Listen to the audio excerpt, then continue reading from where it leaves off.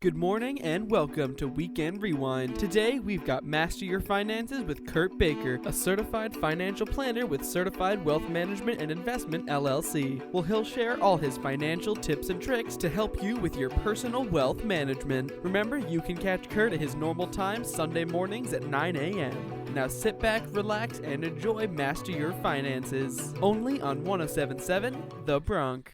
Good morning and welcome back to another edition of Master Your Finances presented by Certified Wealth Management and Investment. I am Kurt Baker, a certified financial planner professional located in Princeton, New Jersey. I can be reached through our website, which is www.cwmi.us, or you can call me directly at 609-716-4700. This week, very pleased to have with us Dr. Kelly Bidle, who's the Dean, College of Liberal Arts and Sciences. Kelly, very happy to have you on today. And I thought what we might want to talk a little bit about is you're in the education realm, dealing at Rider as a dean. And I know that we've had a lot happening throughout the year. So I thought I might start off by just giving a little bit of background about how things worked prior to all of this happening. What would be kind of a normal way of operating the college? And then maybe we'll move on from there. So what is kind of the normal way we used to operate colleges? Sure. Yeah. Thanks for having me on, Kurt. I appreciate it. So the normal way, so for those of you that are familiar with higher education, the normal way is for many residential colleges, we have students living on campus. We have our classes taking part nearly wholly on campus in classrooms, faculty and students, interacting with each other, students living in dorms, typical college experience. But obviously back in March, things changed very dramatically. And so, like all higher education places of business across the country, we had to pivot very quickly. Pivot is a word we've used a lot in the last 6 months, I will say. And so back in March, when the pandemic hit and the seriousness and the gravity of the situation hit, Rider, like almost all universities, realized we were going to have to close. And obviously closing in the middle of a semester poses very unique and interesting challenges. And so basically, we had spring break to figure out how would we continue to deliver our curriculum remotely over the next 6 to 7 weeks. And so, we can certainly talk a little bit more about that, but that's where March took us. Right. So I'm just going to take back. I just remember myself is like, I remember the announcement. Okay, everybody, we're going to shut. At one point we had a virus. We go, okay, everybody be careful. And then all of a sudden they said, hey, this is really serious. Let's shut down for 2 weeks and then we'll come back and everything will be kind of normal. So can you kind of take us back to like, what was that initial reaction? To me, I mean, most businesses we shut down for 2 weeks, not a huge deal. It's inconvenient. And then as you went through those few weeks, so we realized it wasn't going to just be 2 weeks. We're going to have to kind of, as you said, pivot and maybe run things a little differently than we were before. Yeah, I think when that realization hit that it wasn't, oh, this is temporary, we'll just get back to business as usual. Like with businesses, things got really serious. We recognized that we couldn't get back to business as usual because, in addition to students in the classrooms, we had students living on campus, right? And so those are situations where we are the stewards of their health and safety. And so it was really, really critical for us to recognize we couldn't control for the health and safety given all of the uncertainties, right? So we've learned so much. Here we are in August, but back in March, we knew so little. And so the right and the safe thing to do was to send our students home as we had to figure out, those next steps. So I'm sure that was interesting. You mentioned spring break. So that was, I don't remember the exact timing, but did that correlate fairly similar to spring break period? Is that what kind of happened? Yes. Yeah. So I can clearly remember the president calling his cabinet together saying, we have a situation, right? And so it's like what you probably imagine, 20 people sitting around a large, table, even like you do in the corporate world, saying, we have a real situation. And Right. So what we decided to do is it was coinciding with spring break. We took a 2-week spring break. Students had no classes for 2 weeks. And the real important reason for that, Kurt, was to allow faculty to prepare to deliver their curriculum remotely. We recognized that a week was a really short period of time to figure out, how do I do this? So giving them those 2 weeks, in theory, allowed them more preparation time to finish out the semester remotely. So it sounds like you kind of knew that you had to be ready, right? Because we really weren't sure back then. So Right. changing an entire in-person experience where kids are going. I mean, I'm envisioning a lot of things. One, I'm on campus, and maybe it's not so easy for me to go home, right? I mean, who knows, right? What the situation is I'm supposed to be here for 2 or 3 more months, maybe where I'm supposed to go. So I can envision that as being very complicated, getting all the students actually moved home. That must have been interesting. And then also converting your entire in-school curriculum, in-classroom curriculum to an online curriculum. Mhm. I know our nonprofit had to do that, and that took a little longer than 2 weeks. And we're a little tiny nonprofit. We're not a big organization. So I'm envisioning this as having a lot of barriers depending on the professor and the curriculum and what they had to do. How did you kind of get that done? That's pretty quick. Yeah, so there's a lot there. So let me comment on a couple of those areas. First, let's talk about the students in residency. So you pointed out something really important. Not every student has the luxury of just being able to go straight home, right? We have international students, we have students that are housing insecure. And so the one thing I want to do is give a huge shout out, not just at Ryder, but I think across the country, to all the residence life professionals and facilities professionals who really worked to make sure that if students couldn't leave campus, they were allowed to stay safely. They were still housed and fed and safe. So, Ryder did that very well, as did many other universities. As far as the point about the faculty, one advantage Ryder had that I'm very grateful for is we do have a good number of faculty that are used to delivering the curriculum remotely. We have a good array of online courses.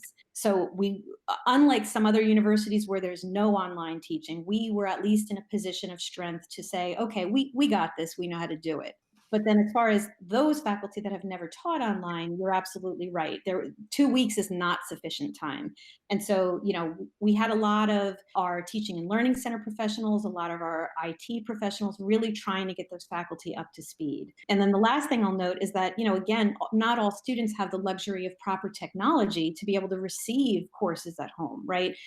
Whether or not it's not an ideal living situation, whether or not you're living in a rural area where you don't have access to good high speed internet.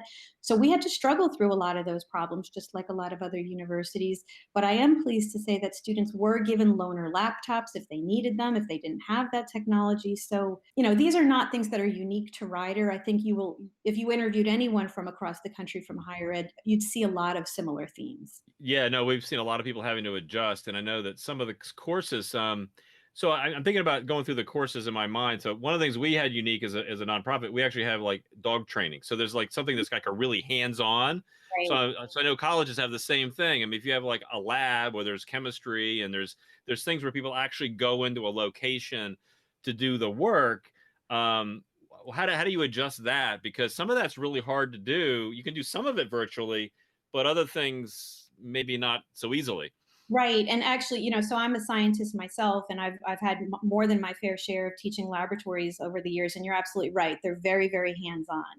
So, short term, if we reflect back on the spring, short term, students were doing a lot of data analysis, basically some of the things that you don't do hands on. There's also, I'm happy to say, a lot of very high quality videos that are out there that are available to faculty to at least have students sort of see how some lab experiments work. Moving ahead for the fall, regardless of whether or not the state was closed or not, stage 2 or stage 3, the governor did recognize that hands-on laboratory instruction is critical. And so things like clinical labs and science labs were allowed to operate in person, provided you put all the safeguards in place, social distancing, mask wearing, et cetera. And riders certainly will be doing that. I have children that are attending other universities, and I know they're doing their science labs in person as well in the state. So there is that recognition that you can't really learn if you're not doing like hands-on learning like in science labs. So it sounds like even if you're working, quote, like fully remote, it's really going to be a little bit more of a blend. And when necessary, I guess some of the students will be able to come on campus to do certain types of lab work. But what if I guess they're staying on campus. So some people that can't commute, so you have to divide them up a little differently, right? As far as how you do that. And I'm sure you've had to make accommodations in the facilities, right? Because there's a lot of rules and regs that came into place. So if they're living on campus, did you have to make adjustments there as well to the housing itself? Yeah. So as far as the housing itself, Ryder, like many other universities in the state, is allowing occupancy, so allowing housing occupancy, because there are many students that want to still come and live on campus. We're just doing it with a reduced occupancy. So basically, we're at about 50% occupancy at Ryder right now, and so those students, will be living more in singles, less sharing of bathrooms, and that sort of thing. Okay, yeah, so that's fantastic. So there are accommodations like when the people that are commuting, when you're coming into the classrooms themselves, have you made adjustments there as well as far as the laboratories and just the campus itself? Have you had to make changes there as well? Absolutely. So, as mandated by the state and the Office of the Secretary of Higher Education, all classrooms must adhere to social distancing. So, 6 feet of social distancing. All indoor spaces, including classrooms, there's mask wearing that's mandatory. So, so the students that are coming into the classes, they're already now at a reduced capacity because of social distancing. So maybe it's a classroom that used to hold 20, now it can only hold 10. Plus, our facilities crew has done a phenomenal job of making sure that all of our buildings have sanitizing hand wipes and hand sanitizers and all the things that you can go into a room, grab a wipe, clean your surface, wipe it down, almost the same way that if you use gym equipment, right? So you're used to, if you use a piece of equipment, you wipe it down before and after. In the classrooms, it's going to be the same thing. Well, that's fantastic. We're going to take a quick break. You're listening to Master Finances. We're going to be right back. We are back with a weekend rewind edition of Master Your Finances with Kurt Baker, a certified financial planner with Certified Wealth Management and Investment LLC, only on 107.7 The Bronx. Welcome back. You're listening to Master Your Finance. I'm Kurt Baker here with Dr. Kelly Bidle, and we're talking about some of the interesting challenges that higher education has had, and in fact, all education is going to have this coming fall, and some of the adjustments that we made in order to accommodate some of the students who maybe didn't have any place to go when COVID hit and were sent home. So you made accommodations on campus. You've also had to make some adjustments for online learning. Fortunately, I guess in your case, Ryder had some experience already doing some online courses. And so you kind of, I guess you had a professor to professor consultation group of some kind, I'm assuming, where they would help each other out. The ones that have been doing it would help other ones get their things online. And I know you've got some unique challenges with some of the courses that aren't so easy really to bring online. Yeah. So what do you think is going to happen now that you got a little bit more experience? You kind of finished out last semester. We kind of thought we might be back in the fall, but then we weren't sure. And now it's looking like a good portion of the learning is going to happen online, right? So how are you guys preparing right now? I know there's probably a lot happening because the rules keep changing, right? The The rules, governor keeps yeah. deciding different things. And so how has that little process been going on over the summer? And have you had to make any adjustments based on, the different rules that are coming and going, so to speak, right? Yeah, you bring up a good point that the rules, we're sort of on a little bit of shifting sand right now. So us at Ryder, just like many other universities, have pivoted about 2 or 3 times over the summer because of sort of these changing rules.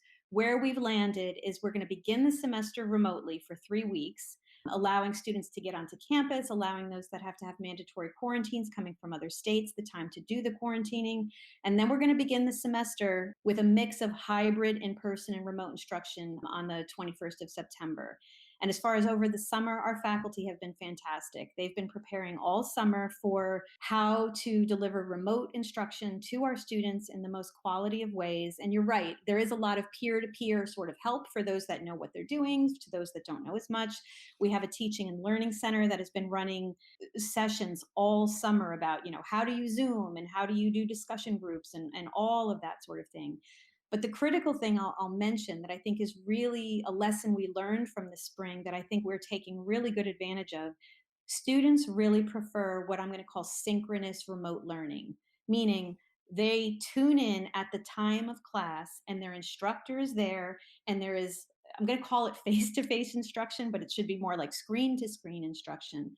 Over 80% of our remote courses that we're delivering this fall are going to be synchronous, that our faculty will be in real time teaching lessons to their students. And I think that's really, really important because students need that interaction. They need that feedback. They need to be there with their peers. It's the closest thing we can do to giving them sort of that mimicking that in person instruction as we can in a remote setting. Yeah, you went through a lot there. I guess some of the things that come to mind here now, once we start going back to school, I remember Notre Dame as an example. They went back and all of a sudden they had some cases and then Mhm. kind of closed down. So a lot of the questions that I hear coming up are what are kind of the plans in place if you do have kind of an outbreak? How do you address that every one of us as an individual are kind of in a different place with this, right? Some of us are like, yeah, I want to go out and interact with everybody right now and I'm not really that concerned about it, and others are like they don't want to leave their home, and then everybody's in between. So how do you kind of address the ones that are actually pretty concerned about it, whether they be a staff or a student? Are there ways to kind of compromise or adjust for those concerns that they might have? And then the other part is, if something were to happen, do you have any kind of like benchmarks or ideas of, well, if this happens, we're going to go to kind of the plan B or a different kind of situation if something happens on campus itself as far as an outbreak goes? Yeah, Kurt, the first part of your question is the crux of what higher education is facing right now, right? That there's all kinds of different behaviors from students, faculty, and staff, and as we've seen with some of the outbreaks on campuses, it's not happening in the classroom. It's basically like parties and gatherings and things where maybe folks aren't being as safe and cautious as they need to be. So I do know that, Ryder, like many other universities, has a student pledge where we're basically asking students to please, keep the health and safety in mind of the entire community, right? We're all in this together. We need to take it seriously. So it remains to be seen, when our population comes back, what's going to happen. But as far as, the second part of your question, we certainly have a quarantining plan on campus. We have a plan for if students do get sick, what we do with that. I mean, that plan is tight right now. The question is, when do you pull the plug on things? What's that critical number where if we do have an outbreak or there are so many students quarantining, what do we do? We have a really good sense of what that's going to look like too. We've been very conservative in our planning, and just I'm a microbiologist, and to me, like, health and safety is the most critical thing right now. I understand students want to be on ground, they want to be on campus, but if they want to do that, then they have to have those behaviors that are going to allow us to do that. So speaking of the health and safety, I mean, what are some of the protocols? I mean, we hear different protocols depending on where you are. Like on a plane, as an example, might be a little bit different than if you're going to a restaurant where you have to wear a mask until you sit down and then you're allowed not to, but the staff is still wearing one. So are there different kind of protocols based on the circumstances that the students and the staff might be in at a particular time or the type of class that they might be involved in?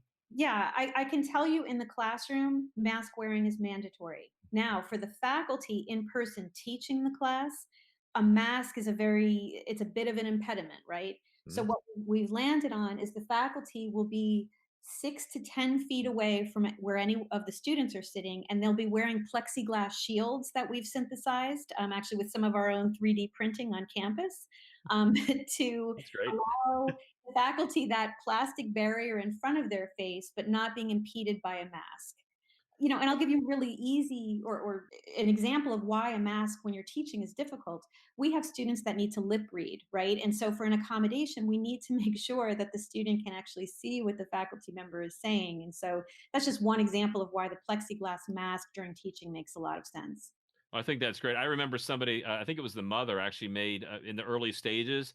Mhm. She made her own mask, which had a little plexiglass, like little cutout, so I think it was her son, so her son could read her lips while she was talking to him. I did see that. Yeah, I remember I seeing thought that. that was pretty creative. Very What about? I mean, we hear about temperatures. So, what are your thoughts about the temperature? I know we're having a walk coming up ourselves for our nonprofit, and we have these little temperature things. We're going to take everybody's temperature as they come in. Is that the type of thing that might be monitored on campus? Because I hear pros and cons to that, whether it's accurate or not accurate. What are your thoughts about that, based yeah, on what we know right now? Yeah, so what I can tell you, there's two things we're doing. One, in high density areas like residence halls, the library, dining halls, we are doing temperature checks. It's hard to enforce that in other places where there's less density, but every person on campus, whether they're a commuting student, a resident student, faculty or staff or administrator, we have to do contact tracing every day. So everyone at Ryder has an app where we have to fill it in every day. And if you haven't filled that in every day, you are not allowed on campus or to go into a classroom or anything like that. So, what would trigger having to get a test done? I'm assuming you have some protocol in place for at what point somebody might want to get tested. Have they been given guidelines, or do you have? I mean, how did you work that out? Is to find out Yeah, whether that might be affected. yeah. So for students on campus, because they're covered by, health and student health insurance, any symptom reporting is going to trigger a test at the health center. For faculty and staff, any symptom reporting basically means do not come to campus and go see your healthcare provider for a test. Well, I know one of the challenges that we personally, because I've taken this test myself just to be careful. I was visiting my an elderly father who was at risk, Mhm. and mine took like 5 or 6 days before I got it back. I think my daughter's took 2 or 3 a couple of weeks later. Is there any concern about the lag time? Or I know somebody had these instant tests, but that's not what I'm seeing. I'm seeing more of these tests that go off to a lab, and it's a couple days later before you get a result. So Yeah, what are your thoughts about that? that's a really great question. And that's the problem I think we're just grappling with as a country, right? So, not just access to testing, but also rapid results to testing, because waiting 5 days does nobody any good. right? So I do know that in addition to some of the saliva tests that we've secured, we're also looking at FDA approved antigen tests. And so they are not as accurate as the PCR RNA detection test that the saliva or the swabs do, but antigen testing has its place, and it also is rapid. And so we have a good number of those on campus as well. So is that 10 to 15 minute one they talk about? Is that the antigen test? Yeah, so basically it's detecting the antigens that are present on the virus itself. So yeah, it's a quick rapid test. It's not as accurate. It's between Okay. 80 and 85% accurate, but it certainly is better than waiting for 5 days. Right, right. So you could be cautious if you get a positive, right? And then Exactly. I guess you could take in coordination with another test if you were concerned, right? And one you Exactly. know right away, and the one would be a few days later. Right. Yeah, because I have heard the testing is speeding up. That's been my experience with the people that I know. What have you heard as far as the ones you send away? I mean, it used to take. It seems to be getting on the shorter end, like days instead of like a week or so. Have you? Yeah, I think it is, but I also think it depends on where you live, Right, what kind of test it is, where it's getting processed. I mean, right. it's still not as tight, quite frankly, in the past 6 months as it should be. Yeah, no, I hear you. Oh, yeah. We're gonna take another quick break here. You're listening to Master Your Finances. We're gonna be right back. We are back with a weekend rewind edition of Master Your Finances with Kurt Baker, a certified financial planner with Certified Wealth Management and Investment LLC, only on 1077 The Bronx. Welcome back. You're listening to Master Your Finances. I'm Kurt Baker here with Dr. Kelly Bidle, and we're talking about the education and all the changes that we've been making during the pandemic and the adjustments that were going on. And now you're getting ready for the fall semester. Of course, the rules change as more data comes out, and each governor's making their own decisions on what might be happening. Because I know different like locations and states and probably different universities are reading the data differently, maybe slightly, and saying, well, this is what we think is the best approach. How does a university that's never been through this before, I mean, do you guys coordinate together? Do you talk together and maybe learn from other places in New Jersey, maybe even across the country about what's going on? Because again, we're all going through this for the first time. I'm just wondering how you can use that pooled knowledge to work out and maybe help everybody a little bit. Yeah, I'm gonna answer your question, but before I do that, I'm gonna go to what you said in the beginning, just about how difficult it is to figure out what to do, given this is so unprecedented. And what I can say is, what's been incredibly frustrating, Kurt, is the lack of real guidance for us, right? So it's almost as if we're all figuring it out, all figuring these plans out on our own, right? And so instead of this more cohesive approach, you hit the nail on the head. People are looking at data differently, they're making their decisions differently, and that's not useful. That is just not useful, and I think it's really slowed us down in terms of having a better response. And so that's just my own personal feelings. But to your question, absolutely, within the state, there has been a consortium of university presidents from the privates, Ryder included. They talk weekly, sometimes multiple times a week. They talk about best practices. They talk about what their plans are. President DeLomo, who's the president of Rider University, has been fantastic bringing those thoughts and that information back to the cabinet and the deans. And so our decision making has certainly not been in a vacuum. I can tell you that. I mean, and you could probably tell from like looking at the plans across the state of what many universities are doing, we're all doing very, very similar things. Well, And we're yeah, that's interesting. No, I don't interrupt you, but one thing that I'm thinking back to the beginning again is, in fact, I think of the name of our organization, Center for Disease Control, right? I mean, the yeah, name itself says their whole purpose is to control disease, and it sounds to me like, and I don't want to turn this I want to turn this into a scientific conversation, but it's kind of like we kind of knew this was going to happen at some point, right? We didn't know the level, we didn't know the degree, and I would have thought that we would have been a little bit better prepared, whether it's local or state or national, whatever the case may be. I mean, I guess, did universities even have conversations about this before this kind of hit us? Because I know I didn't really talk about it much. I mean, I'd read articles every once in a while, but well, get ready. At some point, we're going to have some virus or something that's good. We're all going to have to respond to. I mean, I do remember reading articles like that, but everybody's like, well, whatever. That was back in the early 1900s, and yeah, don't worry, we got great science and we're good to go. yeah. Kind of the response people had. I think it's a real tragedy that it wasn't taken more seriously sooner. I mean, that's a common theme that you hear over and over again, whether you're in higher ed, whether you're just as a citizen of the United States reading the newspaper, I mean, we weren't prepared. We were not prepared in any way, shape, or form. And so, to your question, no, there were no discussions in higher ed in January and February happening about this. It really hit the way it hit most people. Like, oh my God, what has happened and what are we going to do about it? And the fact that there was no plan or it wasn't taken as seriously as it needed to be early on, like I said, I think is a real tragedy. And it was preventable. It was preventable. Right. So I'm thinking. So now what I'm trying to do is now that we're a good portion of the way through this. We're not done. I don't think. I think most people would agree with that. But once we're done, what do you think we might do a little differently in 2021, 2022, whenever this thing finally really does kind of fade away a little bit, and we say, hey, you never know, the next one might be 6 months afterwards, or it might be 100 years after, but we don't want to be caught in the same situation necessarily. We should have some basic things in place so that we can kind of ramp up fairly quickly if it becomes necessary. I mean, what are your thoughts about that? Well, on a really simple level, if you look at other countries, and we did this for a while, right? We locked down. So other countries locked down, we locked down. We didn't lock down tight enough. We didn't, mandatory mask wearing came too late. We didn't do that soon enough. And yet, if you look at other countries that handled things a little better, it was a national mandate, mask wearing, right? And lockdown and being a good citizen and all of those things. And I think a lot of Americans were great about it and they proved that they could do those things. It's just, I don't want to, you said you didn't want to turn this into a scientific discussion, which I would have loved. No, I do want it to be scientific. But I don't want to turn this into a political discussion. Right. But I will say that, it would have been helpful to have our leader wearing a mask and sort of mimicking what we all should be doing. And I'll leave it at that. No, that's fine, and that's perfectly legitimate.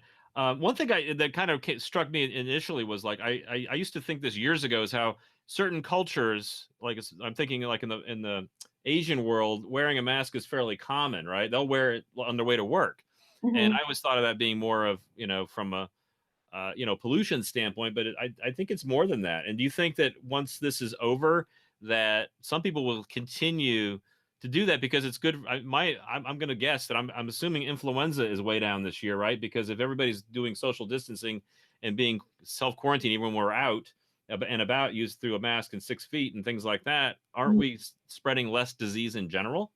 Oh, absolutely. And to the question about what happens after, I say this to any, my husband and I talk about this all the time.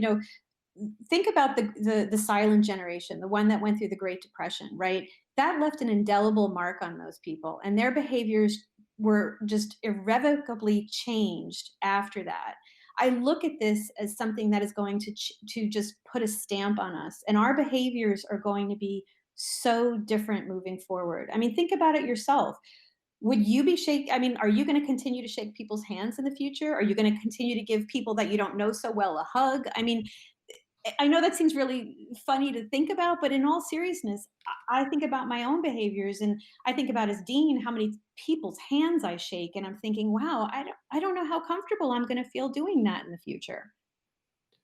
Yeah, you bring up a good point, but I like people, so I don't know if I'm going to be able to do that, but I probably should. I think I will definitely be washing my hands a lot more, even though I did it pretty consistently anyway. Because I was talking to friends, I have sister-in-law's a nurse, and we have friends that are nurses, and they say the biggest thing they keep talking, even early in the process, was keep everything clean, keep your hands clean, because if your hands are clean and you accidentally touch your face or your nose or whatever, that's the key from their perspective. It's just they were talking about how if they wash their hands like 100 times at work, because they're going from one room to the next room to the next room, and between every patient, they're obviously washing their hands and moving on. So I have a feeling that definitely, at least I know personally, I will be very, very careful about that, washing hands and keep them very, clean as far as that's concerned. Absolutely. And those are all good behaviors to have learned from this experience, right? And then, hopefully when the vaccine is ready, folks will not be afraid to get that. That's a whole other can of worms to talk about. But I know, at least on campus, bringing it back to the idea of higher ed, we are going to start in September having, flu vaccines available and ready for students and staff and faculty because, even though we don't have the COVID-19 vaccine ready yet, it is still going to be flu season, and you don't want that perfect storm of flu outbreaks along with COVID outbreaks. And so, I would just remind folks here as a public service announcement to remember to get your flu vaccine starting in September. Oh, I agree. Now, was that something you were doing prior to COVID, or had you always done that? We've always Um, had a okay. faculty staff, vaccine, like a wellness fair, but it's usually a Okay. little later in the fall. But we're just trying to be a little bit more proactive in getting that done soon in the fall, early as possible. Mm.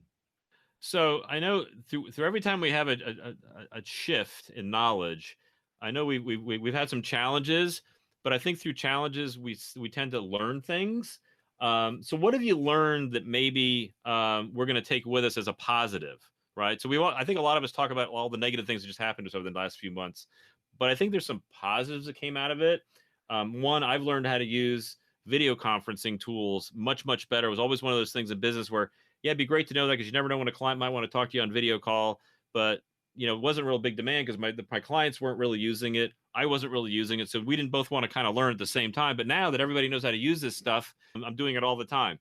So I would take that as a positive that we've all learned how to use video conferencing equipment. What other things maybe have you seen through this experience that we might take forward to us kind of as a positive that we've learned that we can advance ourselves going forward? Positives. So I think folks have the idea that higher ed is a dinosaur and that, doesn't know how to change. I think from this, we've learned how to adapt, and we've shown, our students, our faculty, our staff that we do know how to adapt. I would also say that it shows us that we have learned how to be really creative and innovative. I think there's a lot of new ways we can deliver our curricula, and I think that's all a good thing. I see positive change happening as a result of this, but I also say that higher ed is still a critical piece to a student's development, and education is still a key. And I would hope that a lot of students still continue to see higher ed as an important piece of their learning experience. Well, I would have to agree. We're going to take another quick break. You're listening to Master Your Finances. We'll be right back.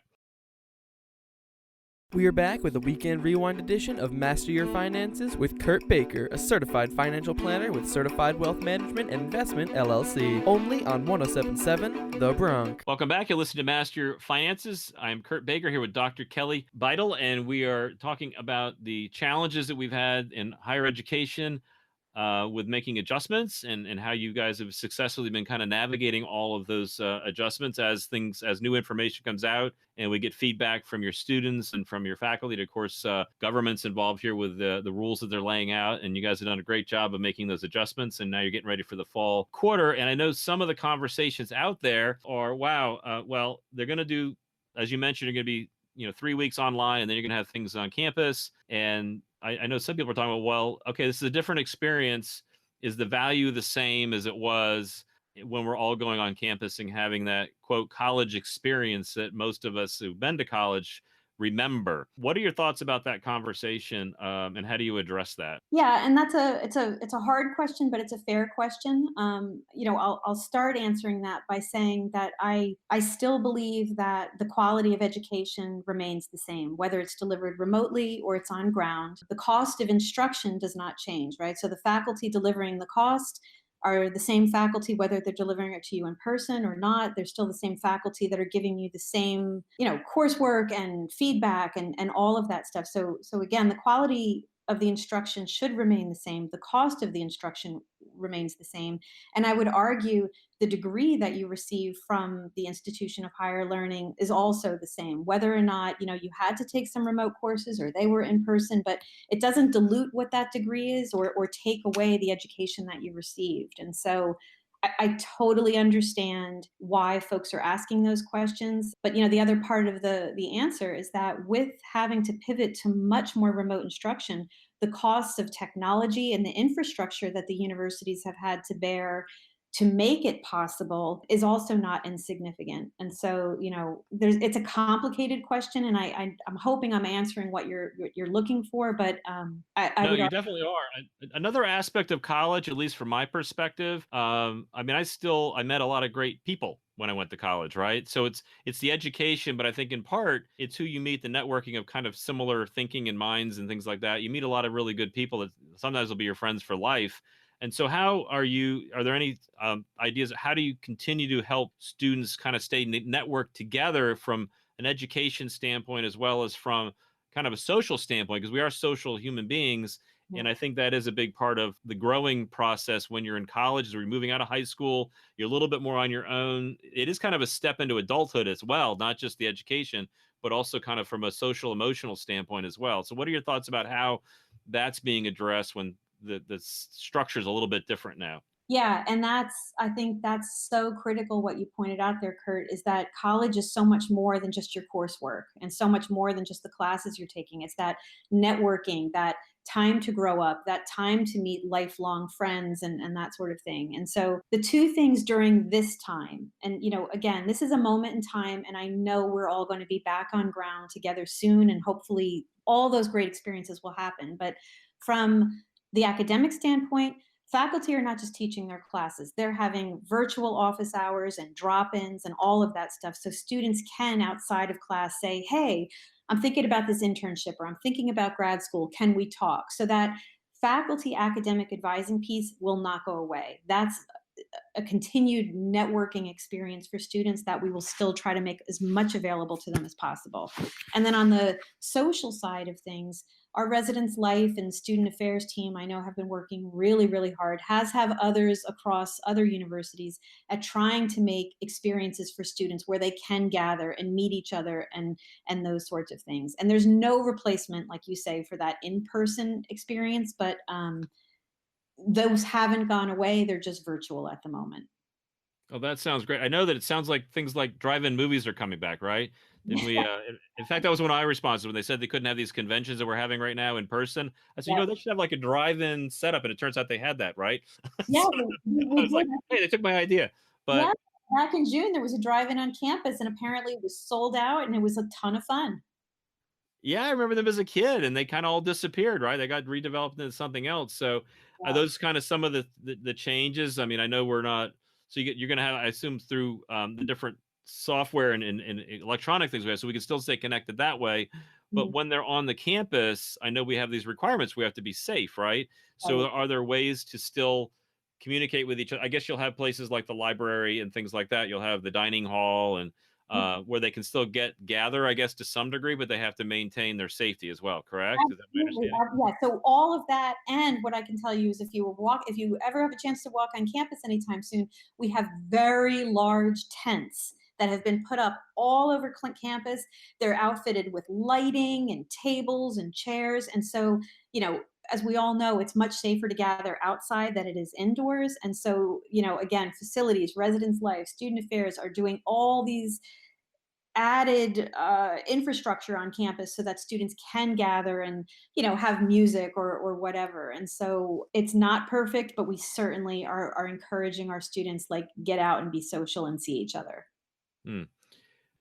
Have you noticed any of the students like changing what they might want to study based on what they've been learning over the last few months? I know whenever we have an interesting knowledge growth, so to speak, as a society, sometimes people are like, wow, I'd like to be more involved in maybe learning how to find a vaccine, find a cure for a virus and things like that. Have any people like, has it perked their interest from an education standpoint? That's, I haven't seen that, Kurt, but I think that's a really interesting observation, right? Going into public health or microbiology or virology or something like that. I don't know. And I think I won't know that until I get back and sort of look at and see where some of our majors have gravitated towards. But I haven't seen any evidence of that yet. And I know just because we're kind of being forced to learn a little bit, right? Right. So yeah, I didn't know what an antigen test was until we started talking about this. I mean, what the heck is that? What are these different? What do you mean there's different types of tests? I thought you just went and Yeah. you got tested. I thought they were all the same, but apparently there's lots of different ways to detect whether or not we might have a virus. So have we learned anything? I guess from since that's a little bit of your expertise, have Mhm. we learned anything as far as it seems like they ramped up an awful lot of different types of tests fairly quickly from my perspective. So what have we learned anything from that process itself about how to find these tests and hopefully how to find a vaccine sooner rather than later? Because normally these things take a couple of years, right? Under Right. most circumstances.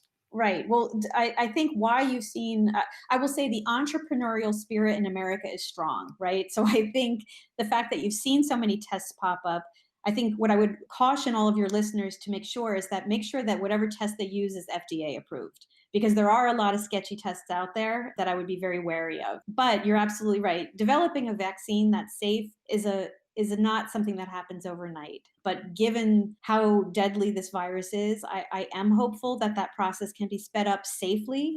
But I guess that remains to be seen.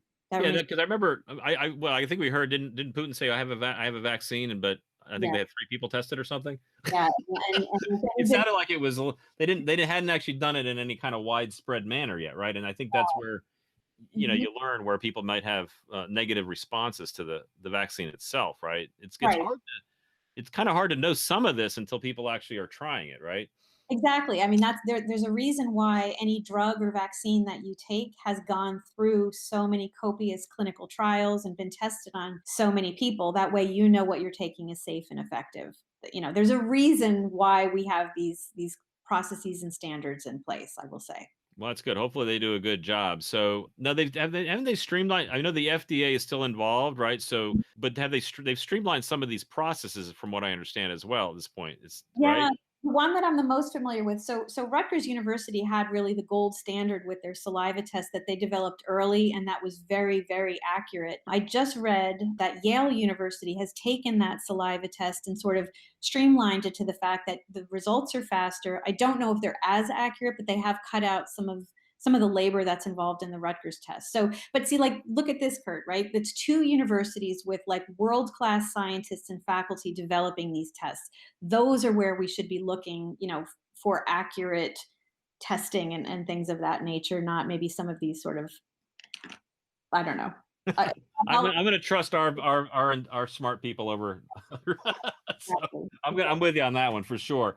Yeah. Yeah. So I mean, it's fantastic what we've been doing. So any more thoughts about how we see education maybe rolling forward after as we kind of mature through this? I guess we hear different time frames, but I believe most of us are probably thinking this is at least through next spring at some level. So what are your thoughts about how the year might finish out and how we might move ahead from there as we wrap up here? Sure. Well, yeah, and you point out accurately, spring right now is a big black box. We don't know what that's going to look like, but I do know that when we are able to get back to campus and get back to normal, whatever normal is going to look like, the value of higher education remains one of the best things that anyone can invest in. I think having learned a lot through this, we are going to probably do even better with our remote delivery, remote instruction, and giving students maybe more and different ways to learn. And I would also just say that I'm hopeful. I'm hopeful that by this time next fall, we get back to business as usual. I really do.